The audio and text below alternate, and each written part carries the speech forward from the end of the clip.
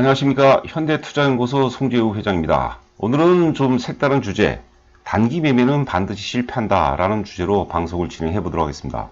아울러서 실패하는 세 가지 결정적인 이유하고, 그 다음에 이제 장기 추천주로 대략 한 1년 반 정도 기간을 두고 한 200%, 최소한 200% 이상 수익을 올릴 만한 장기 추천주 한 종목을 또 소개를 해드리도록 하겠습니다. 자, 화면 보시죠.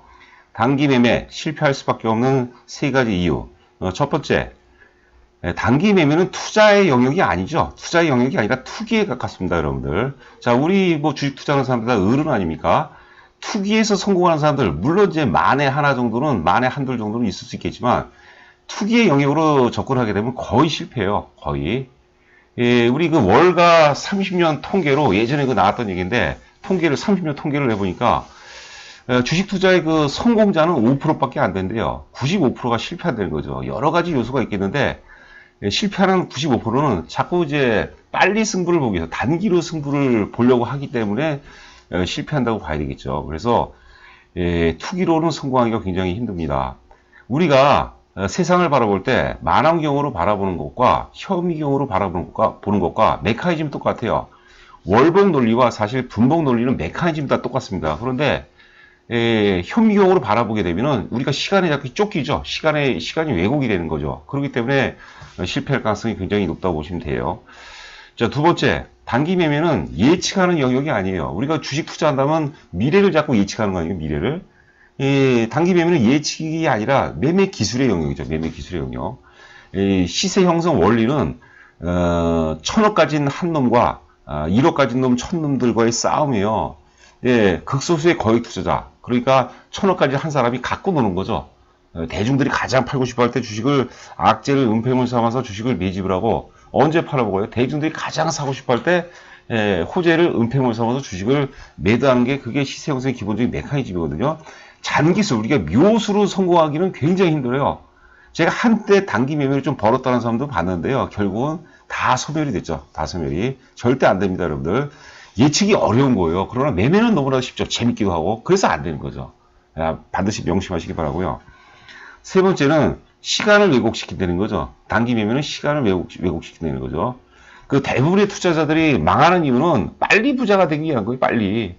얘를 너무 잡고 나는 한 3년 정도 만에 한번 크게 승부를 보겠다. 3년 정도, 최소한 뭐 1년 정도 이상을 보겠다. 이러면 마음이 편해져요. 매일매일 주식을 시세를 안 봐도 돼요. 뭐 여행도 다녀도 되고 공부도 해도 되고 그런데 이게 단기 매매하게 되면 어떻습니까? 이게 자꾸 시간에 쫓기게 되죠. 시간을 왜곡시키게 되거든요. 최근에 저도 이제 제 그 인적 정보가 어떻게 유출되는지 모르겠는데 단기 매매 뭐 승부주 갖고 문자로 막 날라와요. 근데 그 종목을 하나하나 보면은 말 그대로 쓰레기에 쓰레기. 예? 여러분들 절대 안 됩니다, 여러분. 그러니까 우리가 어른답게 편안하게 길게 투자를 하자는 것이죠. 그래서 제가 늘 강조하는 게 시간을 내 편으로 만들 줄 알아야 돼요. 시간의 위대한 힘을 믿고 시간을 내 편으로 만든다면 반드시 부자가 됩니다. 여기서 첨언을 한 말씀 드리자면 좋은 회사, 앞으로 좋아질 회사를 많이 빠졌을 때, 즉 바닥권에서 사서 기다리는 거죠. 많이 오를 때까지 기다리는 거. 이게 바로 성공의 첩경입니다, 여러분들. 명심하고 또 명심하시기 바라고요. 다시 한번 말씀드리지만 단기 매매는 여러분들 죽음에 이르는 첩경이고 절대로 안 돼요. 자, 약속드린 바대로 그 한 종목 말씀드리도록 하겠습니다. 깜빡 잊었는데 방송 내용이 마음에 드시면 구독과 좋아요를 꼭 부탁드립니다. 저희에게는 정말 큰 힘이 되고 저희가 유튜브 방송을 하는 목적이기도 하죠. 많이 격려해 주시고 저희는 또 좋은 컨텐츠로 여러분들께 보답드릴 것을 약속드립니다. 네, 구독과 좋아요 반드시 눌러주시기 바랍니다. 자, 종목은 좀 생뚱맞을지 모르겠지만 바이오톡스텍이라는 회사의 바이오톡스텍. CRO라고 그러죠. 우리가 임상이 있고 비임상이 있어요. 임상은 사람 대상이고 임상 전 단계가 비임상이라고 해서 이제 그 동물 임상이죠. 그러니까 CRO 비임상 대한민국 1위 업체입니다. 바이오톡스텍. 그 업계라든가 그 분야의 1위 업체가 굉장히 중요하죠. 상승 논리를 두 가지를 간단하게 말씀드리면요.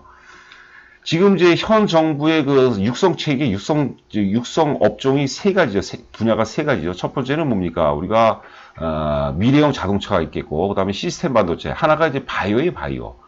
이 CRO 시장은 우리가 가까운 일본이라든가 뭐 유럽에 비해서 아직까지 시장이 많이 떨어져 있고 외국산을 이제 많이 사용을 합니다. 그런데 우리 이제는 이제 우리나라 대한민국의 성장 동력도 뭐 전 세계 고령화도 뭐 그런, 또 환경에 속한다고 보는데, 이 바이오가 우리한테 맞아요, 잘. 뭐 이게 좀 피상적이고 시간도 많이 걸릴 것 같은데, 여하튼 간에, 바이오 산업이 성장하면서 당연히, 바이오톡스텍은 바이오 산업의 어떤 플랫폼이라고 그러죠? 우리 신약을 개발하기 위해서는 반드시 비임상을 거쳐야 되는 거죠. 그래서, 바이오 산업의 어떤 우리가 플랫폼 기업이다, 이렇게 보시면 될 것 같고요. 두 번째는 뭐냐면, 이 화평법이 이제 개시가 됐어요. 화평법이라는 것은 물론 이제 과거에도 있었지만 시장이 굉장히 미약했는데, 기본적으로 화평법이라는 것은 거의 존재하지 않았던 시장이라고 봐야 되겠죠. 우리가 지금 4차 산업혁명의 연장선상에 있는데 4차 산업이라는 것도 존재하지 않았던 거죠. 자율주행 이런 것도 존재하지 않았다는 거거든요.